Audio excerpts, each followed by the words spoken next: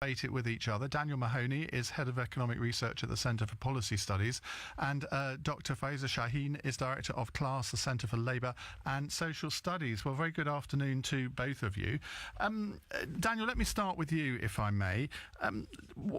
First of all, on the DUP point, that they are clearly going to vote with Labour. It means that the government could be defeated. Surely the government would then be obliged to reverse their policies. Well, the actual motion doesn't specify how much the public sector pay should increase. It just says fair pay. So obviously there's a certain amount of leeway there. And I think it's inevitable that there will be some softening. So I don't think the government will be too concerned about the mechanics of it, although obviously politically it may be seen as a bit of a blow. What do you think the government should do? Because we've had 7 years of austerity. They've clearly softened their stance with the police and prison officers. That's inevitably, I would say, going to lead to rises in pay rises for other public sector workers. Do you think that's inevitable? And is it desirable from the wider economic perspective? I think that might possibly be true, but I think the increases need to be modest, and they should be different depending on the circumstances in individual cases. So the pay review bodies were very clear and said there's a problem, particularly with police officers and prison officers, that needs to be solved, so they need to get a pay increase above 1%, but they didn't recommend the same for other industries. So I think that does need to be taken into account, and I think what the unions are proposing, which would be a 5% increase across the board, is a very dangerous policy. Huge inflationary pressures would come from that, massive increase in interest rates, and you can see that the confidence of the government would fall, and there'll be massive consequences for our economy. So that must be resisted, but there could be scope for some modest increases depending on the industry. Pfizer, do you think that a 5% pay rise would be dangerous? Would it be inflationary? I mean, inflation is now 2.9% or 3.9%, depending on which version of it you look at. How dangerous would that be? I mean, what is dangerous is when people don't have enough money in their pockets to pay for day-to-day goods. And that's what we've seen, 7 years of real-term pay cuts for 1 in 5 workers, right, public sector, and the people that keep the wheels on society. So there's obviously that emotional aspect. But when it comes to the economy, the way in which the economy works, and we haven't spoken enough about, is that when you reduce public spending, you take out all of that money, that does also hurt the economy. There's less money circulating. So if you give public sector workers a pay rise, they spend that money in the economy, and that then generates more jobs and tax take for the government. And really, we have to think about this in terms of how austerity has or hasn't worked over the last 7 years. And actually, the government themselves has missed target after target and really demonstrated that, as well as the social consequences of austerity, it's a failed policy in terms of economics. So I'm all for a pay rise for the reasons that people out there care about, the teachers and the nurses and doctors and ambulance drivers, but also because I think actually it would be good to have that boost to the economy right now, especially given some of the uncertainty that's been created with the negotiations of Brexit. But where would the money come from? Because as I understand it, for every, I think if there's going to be a 2% pay rise, it would cost about £7 billion. Well, we've seen how that debate about the money coming from, where it would come from, the magic money tree, has been completely undermined with the 1 billion that was found for the DUP.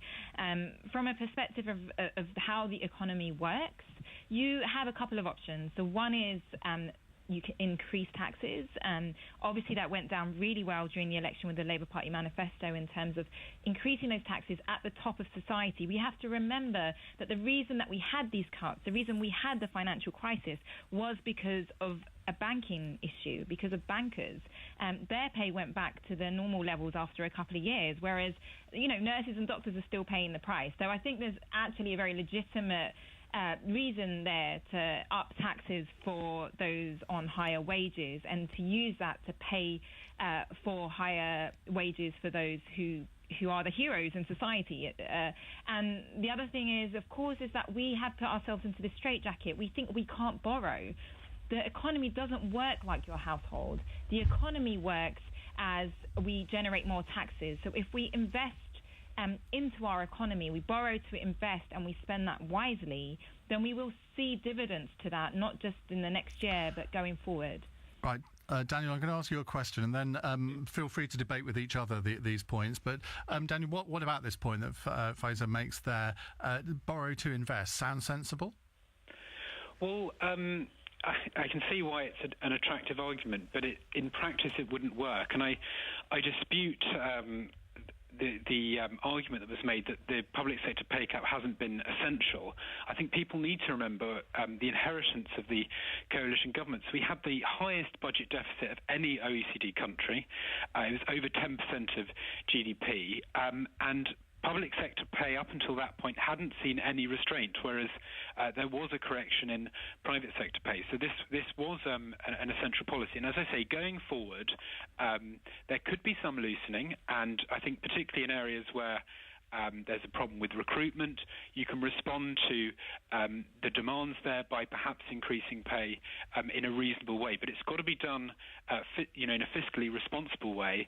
Otherwise, our deficit will increase, and then that will have many implications for our economy, which will be felt by everyone across the country. I mean, that's a really good point there about the recruitment. There are real costs happening right now from not just recruitment and retention issues. We know that there are thousands of teachers thinking about leaving, the lack of nurses that are coming, for instance, but also longer waiting lists for people. There are all kinds of actual costs that are being built up from the lack of investment in our public infrastructure. You know, when kids are going into classes that are much bigger, they are not learning as much. That has consequences later on in life. And for our economy, the productivity of our economy. So, you know, when we think about the costs of giving a pay rise, of investing more of our public infrastructure, we have to remember that there is a cost to the status quo. There's a cost of not investing right now. You know, this isn't just a moral and emotive issue, which it is, of course, as well. It's also an economic issue because our economy, we can simply not afford not to invest. And a big part of investing in our public infrastructure is investing in our workers. I would really dispute the fact that we can't afford to do this. And one of the things I would say, and we've been thinking about this a lot lately, is if we can't afford to give our police officers, our firefighters, our nurses, our teachers decent pay rises that mean that they are just able to keep up with the cost of goods, then there's something really fundamentally wrong with our economy. We need to really be thinking reform. We need to be thinking about taxes. We need to be thinking about borrowing. We need to be thinking about how much people are earning elsewhere in the economy, where they're not creating as much social value for society, let's face it. And so for me, this really becomes a bigger contextual argument about the way in which the economy is working or isn't working. Well, just on the pay rise point, now there has been this cap of 1%, but it's important to note that doesn't apply to all NHS workers. So more than half of NHS staff did receive a pay increase of around 4% last year, and that was because of pay progression and things like that. So within this, it's often presented that every worker is just getting a 1% increase. That's not actually correct. So there are pay increases going forward, and as I say, there may be a case for some slight loosening, but of course you've got to balance this against the risks to the taxpayer.